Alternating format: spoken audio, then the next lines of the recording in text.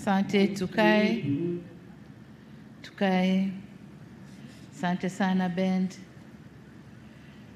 Mheshimiwa Dr. Tulia Ackson, Spika wa Bunge letu la Jamhuri ya Muungano wa Tanzania, lakini pia Rais wa Umoja wa Mabunge Duniani, kiambatana na mwenyekiti wa Kamati ya Kudumu ya Bunge ya Mambo ya Nje, Ulinzi na Usalama, Mheshimiwa Vita Kawawa, Mheshimiwa Innocent Bashungwa, Waziri wa Mambo ya Ndani ya Nchi, Mheshimiwa Mtendaji Mkuu wa Mahakama akimwakilisha Jaji Mkuu, ndugu yetu Ole Sante Ole Gabriel, IGP Camillus Wambura, Mkuu wa Jeshi la Polisi Tanzania, Dr. Lazaro Mambosasa, Naibu Kamishna wa Polisi na Commandant wa Chuo cha Taaluma ya Polisi Dar es Salaam.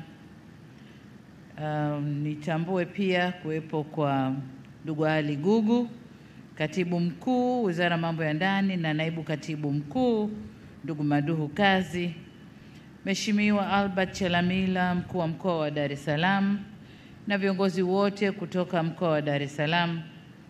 Tambue pia kuwepo kwa wakuu wa vyombo vya ulinzi na usalama wote ambao wako nasi hapa, lakini pia Mheshimiwa Mkuu wa Wilaya ya Temeke na Mheshimiwa kwa wilaya wengine waliopo nasi, makamishna wa polisi, wakuu wa Jeshi la Polisi wastaafu pamoja na makamishna wastaafu, mwenyekiti wa Bodi ya Vyuo vya Polisi ndugu yetu Mihanjo, pamoja na wakuu wa vyuo vya polisi mliopo nasi hapa, viongozi na maafisa waandamizi wa serikali, viongozi wa vyama vya siasa, lakini tambue pia kuwepo kwa viongozi wa dini, maafisa na wakaguzi wasaidizi, wahitimu ambao ndio wametukusanya leo hapa, wageni wote waalikwa wenzangu, ndugu wananchi, wanahabari, mabibi na mabwana.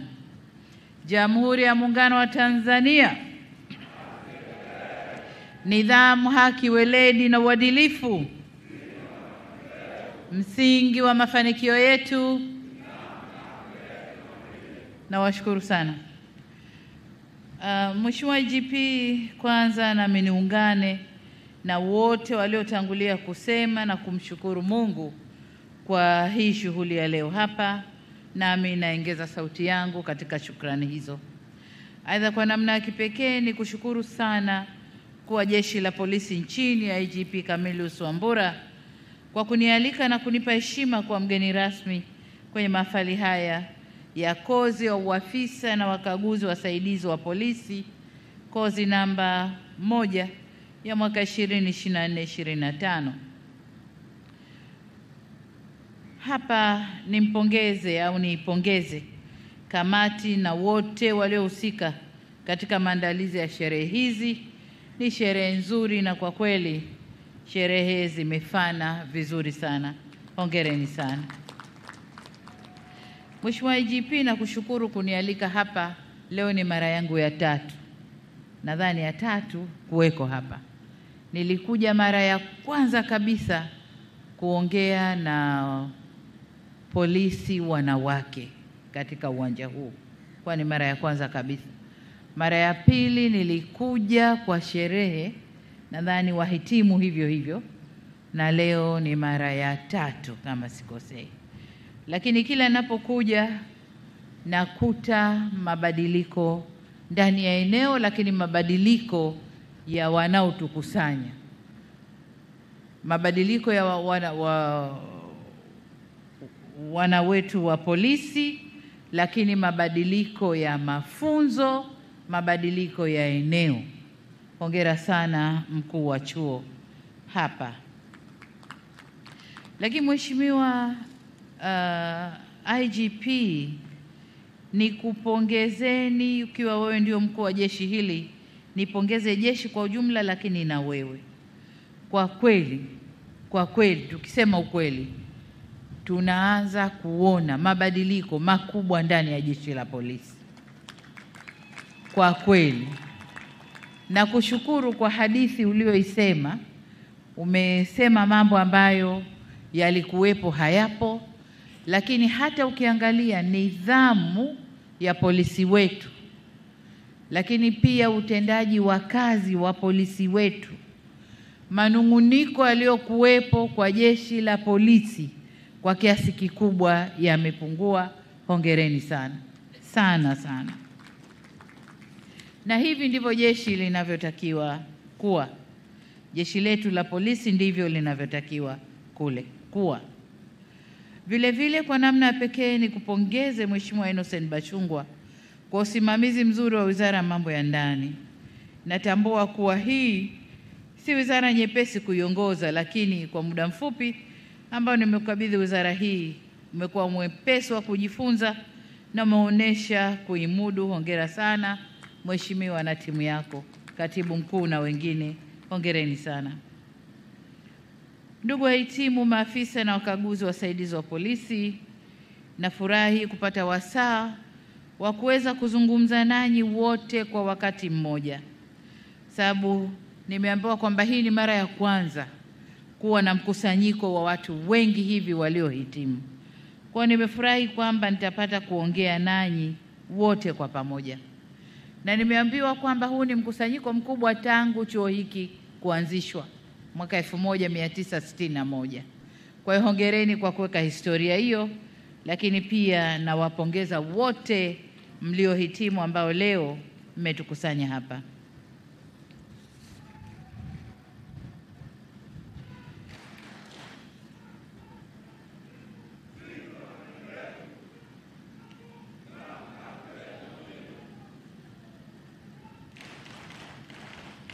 Asanteni sana. Nilikuwa naendelea kuwapongeza na nawapongeza kwa bahati mlioipata. Kwanza kuchaguliwa kushiriki mafunzo haya, lakini pili kuhudhuria mafunzo kipindi chote na kuweza kuhitimu. Tumesomewa takwimu hapa, kuna wenzenu ambao kwa sababu tofauti au sababu mbalimbali hawakuweza kukamilisha.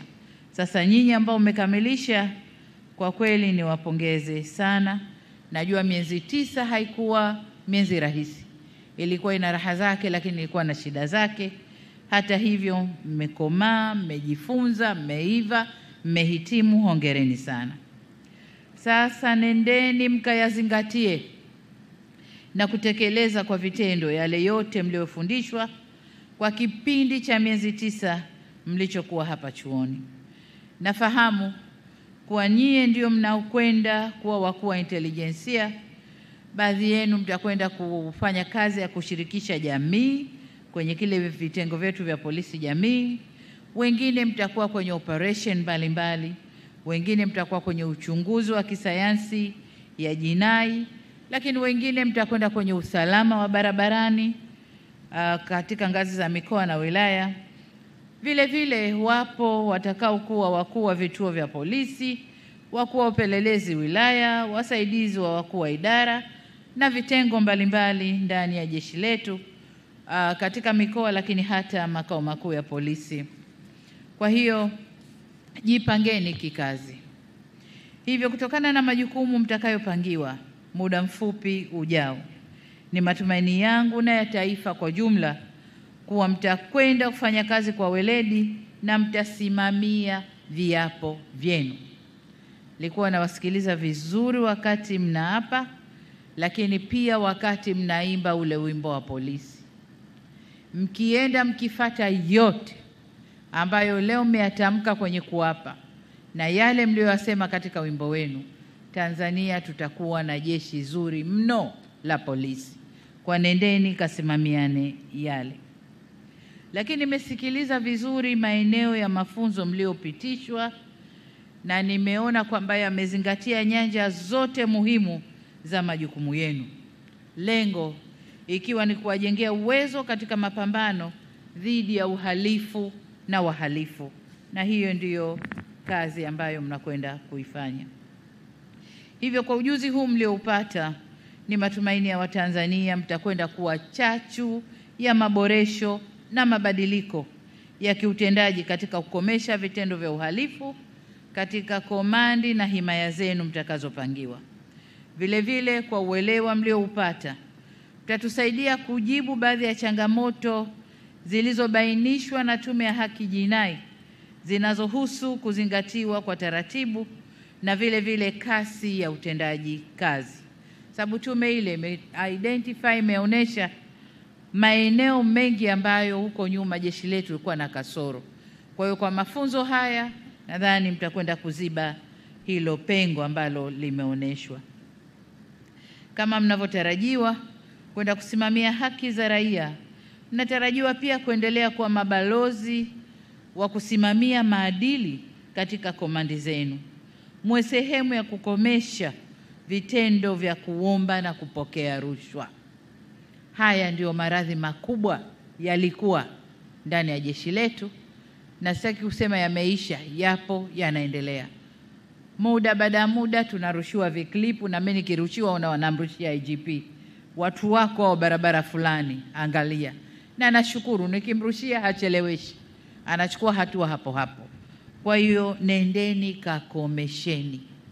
kakomesheni mambo ya rushwa. Hamjafunzwa ili mpewe silaha zaidi za kwenda kukomesha watu kwenye mambo hayo. Mmefunzwa kwenda kutoa majawabu kwenye yale mambo ambayo jeshi letu linalalamikiwa. Kwa niombe sana kafanyeni hayo. Kama nilivyosema, wimbo wenu wa maadili ya maafisa wa polisi ambao unaimbwa kila shughuli inayokuwepo ni wimbo mzuri sana, na kama mtasimama nao, basi jeshi letu ndani ya ukanda huu hakuna ambaye anaweza kutushika. Niwaombe sana kasimamieni viapo na wimbo wenu. Kama mnauimba kwa kumaanisha, basi maudhui yaliyomo kwenye wimbo yanatekelezeka na inawezekana. Na ni dhahiri kama nilivyosema kwamba tutapunguza malalamiko ndani ya jeshi letu kwa kiasi kikubwa. Vile vile jeshi letu litakuwa na heshima zaidi, kwa sababu wenyewe mnajua kwamba Tanzania sio tu jeshi la polisi, lakini na vikosi vyetu vingine viko vizuri ndani ya ukanda wetu Afrika Mashariki, lakini pia kusini mwa Afrika.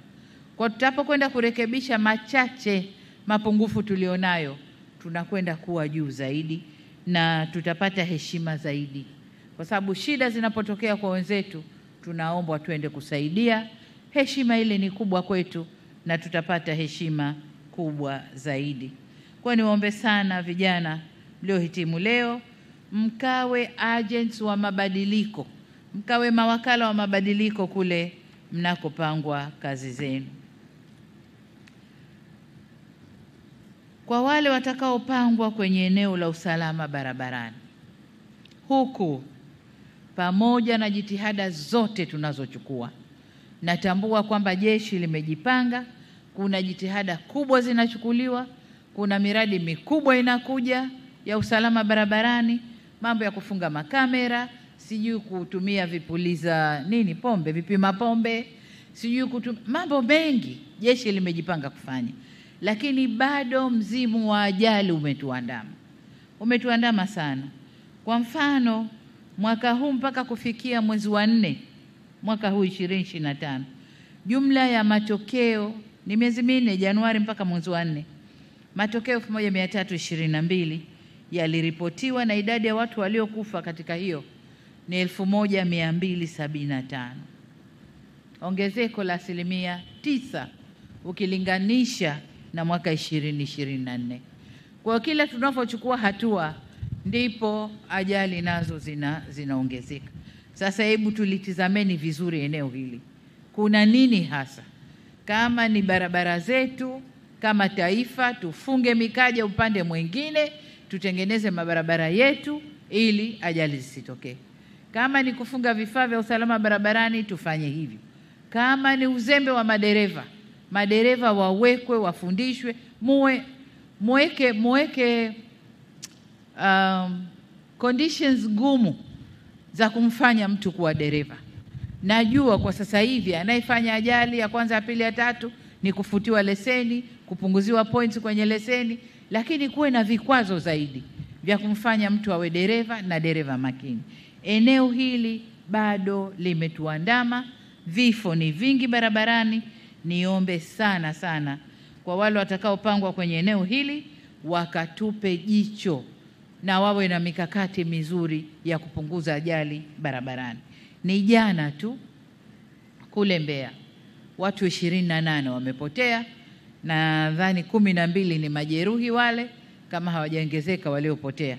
12 majeruhi, 28 wanakwenda kuzikwa. Kwa hiyo kwenye eneo hili niombe sana ndugu zangu wa Jeshi la Polisi, usalama barabarani, twendeni tukaweke usalama mzuri wa barabarani pamoja na hatua tunazochukua, lakini tuje na mikakati mingine mikubwa ya kuzuia ajali za barabarani. Ndugu IGP, ndugu maafisa wakaguzi na askari, serikali inatambua changamoto ambazo maafisa na askari wanakumbana nazo, na kama ulivyosema vizuri IGP, serikali imeanza kutoa fedha nyingi kushughulikia changamoto zilizopo, lakini tunajua bado kuna changamoto kubwa ya upungufu wa vitendea kazi, makazi ya askari, majengo ya ofisi, pengine na maslahi pia bado hayajawa ya kutosheleza, na tatizo la miundombinu kwa ujumla. Lakini kama alivyosema, nami nataka niongeze sauti niwahakikishie Jeshi la Polisi kwamba tayari tumeanza kuchukua jitihada mbalimbali na serikali ipo kuimarisha Jeshi la Polisi jinsi bajeti itakavyokuwa inaruhusu. Kadri bajeti itakavyoturuhusu, tutaendelea kuboresha na kuliimarisha Jeshi la Polisi, lakini sio tu wao, na vikosi vingine vya ulinzi na usalama ndani ya nchi, tukijua kwamba amani ndani ya nchi ndiyo maendeleo yetu. Bila ya amani hatuna maendeleo. Kwa hiyo tunatoa fedha yote hii kwa vikosi vya ulinzi na usalama ili kulinda amani yetu, tuweze kufanya maendeleo na kuleta ustawi wa taifa na watu wetu. Kwa hiyo bado tutaendelea kufanya kazi na Jeshi la Polisi, hasa kwenye maeneo ya hayo niliyoyataja, lakini pia ajira, kuongeza ajira kwenye Jeshi la Polisi, vitendea kazi na kutengeneza tu mazingira ya jumla ya utendaji kazi zenu. Kwa hiyo niwahakikishie kwamba serikali iko nanyi na tunakwenda sambamba katika kulinda amani na usalama wa nchi yetu. Maafisa na wakaguzi na askari, mahafali kama haya yamekuwa ni fursa ya kukumbushana majukumu yetu ya kulitumikia taifa letu kwa kuhakikisha usalama wa Watanzania pamoja na mali zao. Na kwa kuwa hapa mpo wengi leo mnaokwenda kwenye maeneo tofauti, nataka nitumie fursa hii kutoa maelekezo machache mahsusi kama ifuatavyo. La kwanza, kama nilivyoeleza hapo awali, maadili ndani ya Jeshi la Polisi ni swala nyeti na la msingi. Kila mmoja kuanzia juu hadi askari mdogo anapaswa kuwa mfano wa kuigwa na askari mwenzake na jamii kwa ujumla. Hamtakuwa na nguvu ya kupambana na uhalifu pamoja na wahalifu iwapo mtapoteza sifa na haiba ya uadilifu miongoni mwenu. Tambueni kwamba ukosefu wa maadili, rushwa na ubadhirifu unadhoofisha sana mapambano dhidi ya uhalifu, sababu hutakuwa na nguvu wewe mwenyewe ukiwa ni sehemu ya hao, hutakuwa na nguvu ya kuyashughulikia hayo mengine ya uhalifu ndani ya nchi. Hivyo kasimameni imara, mdhihirishe nidhamu, uadilifu na uzalendo wa kweli ili kupunguza malalamiko, kulinda taswira njema ya jeshi letu la polisi na kujenga imani kwa wananchi. Lakini jambo la pili, hamuwezi kufikia lengo kuu la kulinda raia na mali zao mkifanya kazi peke yenu. Hivyo ili kuleta ufanisi zaidi katika utekelezaji wa majukumu yenu hasa ya kioperesheni, ni lazima kuendeleza uhusiano baina yenu Jeshi la Polisi na jamii, lakini vile vile vyombo vingine vya dola. Aidha, kwa kuwa kuna matishio mengi ambayo kiasili huvuka mipaka ya kimataifa, Hatuna budi pia kuimarisha ushirikiano na vyombo vya dola vya nje au nje ya mipaka ya nchi yetu, hususan katika nchi jirani. Kwa hiyo nendeni kalisimamieni hilo, na hili sina shaka kipindi hiki limefanyika vizuri, kwa sababu IGP wetu ni mwenyekiti wa ile jumuiya ya majeshi ya polisi ya nchi za SADC. Kwa hiyo na hakika amelifanyia kazi vizuri ili la ushirikiano na vyombo vya nje, na hongera sana IGP. La tatu, endeleeni kuimarisha mafunzo mbalimbali kazini, yakiwemo mafunzo ya utayari, ili kuwajengea askari weledi na uwezo wa kukabiliana na changamoto za uhalifu na wahalifu wakati wowote na pahali popote. Kwa upande wa mafunzo kazini, hakikisheni mafunzo yanaendana na wakati tulionao, ili tuweze kuibua mbinu zitakazoweza kutekelezeka au kutekeleza majukumu mbalimbali ya kiusalama katika zama za sasa. Zama za sasa kuna uhalifu wa kuvuka mipaka, kuna uhalifu wa kidigitali, kuna uhalifu wa mambo mbalimbali. Jinsi dunia inavyoendelea na uhalifu nao unabadilika, unaendelea katika mtindo huo huo. Kwa hiyo mafunzo yetu yazingatie hayo, tuwatayarishe wawe askari wa kisasa watakaoweza kupambana na uhalifu uliopo. Jambo la 4, nimekuwa nikishuhudia jeshi la polisi linavyounganisha mifumo yake na mifumo mingine ya serikali katika mitandao ili kusomana na kuweza kufanya kazi kwa pamoja, kama mfumo wa usimamizi wa utendaji barabarani, Integrated Road Traffic Information System, lakini pia mfumo wa usimamizi mashauri ya jinai na mfumo wa taarifa za mali zilizopotea. Hii mifumo mitatu imeunganishwa vizuri sana, lakini kuna haja sasa ya kuendelea kuunganisha mifumo yetu, hasa kwa upande wa kuendesha kesi kule, mifumo isomane vizuri na tuweze kusimamia vizuri.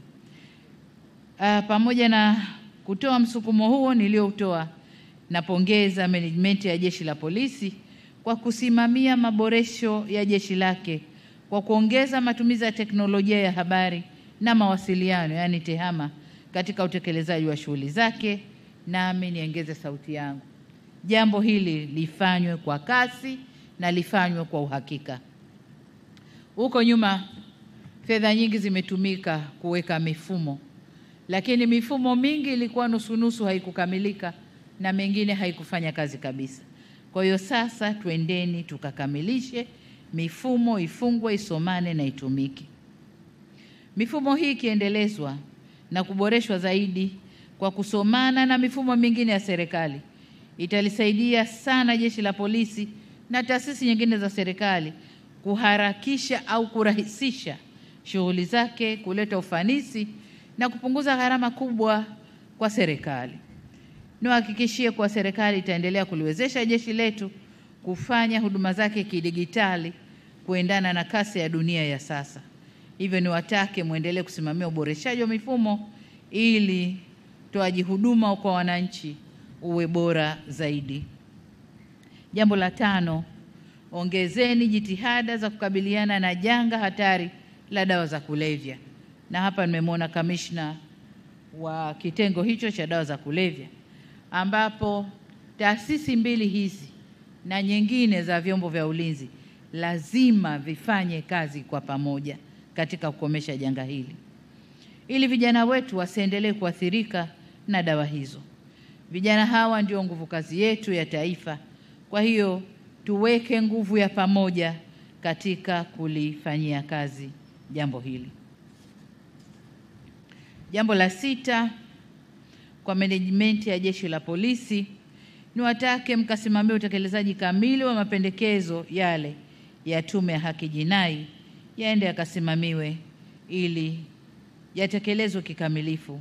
Kuna ambayo kama nilisema tumeshaanza kuyatekeleza, likiwemo la kuimarisha uwezo wa kitaasisi wa Jeshi la Polisi. Hivyo yale mengine ya kiutendaji niwatake mkayasimamie ili kuboresha usimamizi wa haki nchini. Jambo la 7 na la mwisho, nizidi kuwakumbusha kuwa miezi michache inayokuja, lakini hili mmelisemea vizuri sana kwamba mnakwenda kusimamia uchaguzi na mtahakikisha kunakuwa na usalama kabla uchaguzi, wakati wa uchaguzi na baada ya uchaguzi. Hili mmelisema vizuri sana. Langu mimi niwatake mjipange vilivyo ili kuhakikisha mnaendelea kudhibiti viashiria vyovyote vya uvunjifu wa amani. Tusisubiri amani ivunjwe. Viashiria vyovyote vya uvunjifu wa amani tuweze kuvidhibiti mapema.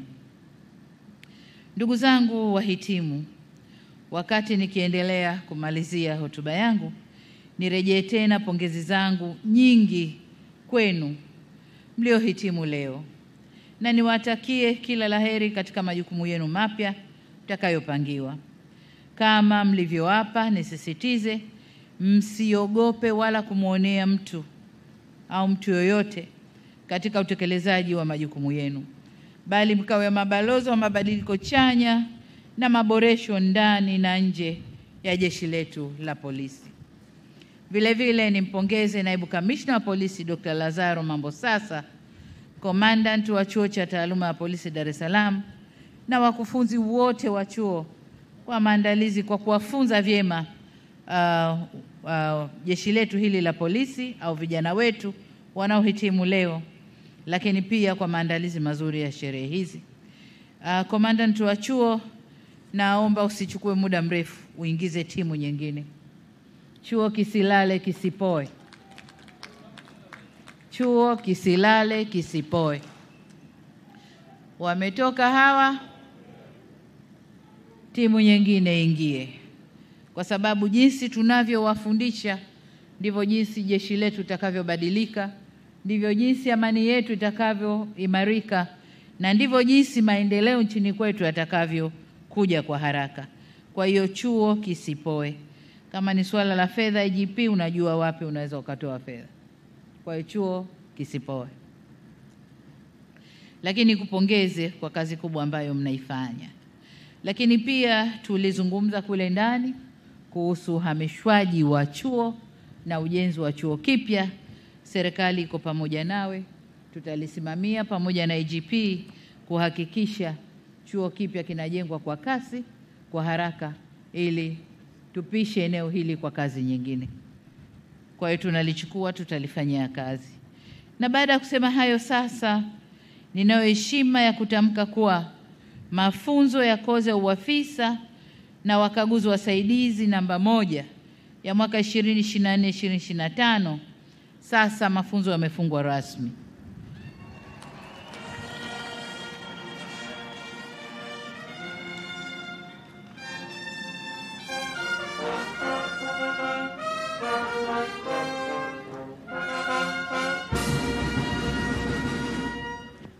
Maafisa, hongereni sana na niwatakie kazi njema.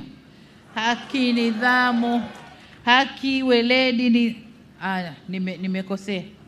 Nidhamu, haki, weledi na uadilifu msingi wa mafanikio yetu. Haya, mwende mkayasimamie hayo. Jamhuri ya Muungano wa Tanzania. Asanteni sana sana kwa kunisikiliza. Asante, tuendelee kumpongeza Amiri Jeshi Mkuu kwa makofi mengi sana. Haya, asante.